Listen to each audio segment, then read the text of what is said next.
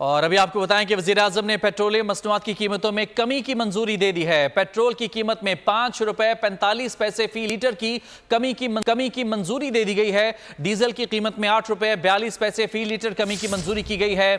जरा के मुताबिक लाइट डीजल 5 रुपए 63 पैसे सस्ता करने की मंजूरी दी गई है, जबकि मिट्टी का तेल 8 रुपए 74 पैसे फी लीटर सस्ता करने की मंजूरी दे दी गई है। 12 बजते ही इन कीमतों का इतलाक हो जाएगा। वज़ीर-ए-आज़म शहबाज शरीफ की जानिब से पेट्रोलियम मसनूआत की कीमतों में कमी के हवाले से मंजूरी दे दी गई है, जिसके मुताबिक पेट्रोल की कीमत में 5 रुपए 45 पैसे फी लीटर की कमी की मंजूरी दी गई है, जबकि डीजल की कीमत में 8 रुपए 42 पैसे कम किए जाएंगे। लाइट डीजल 5 रुपए 63 पैसे सस्ता करने की मंजूरी दी गई है। मिट्टी का तेल 8 रुपए 74 पैसे फी लीटर सस्ता करने की मंजूरी दी गई है।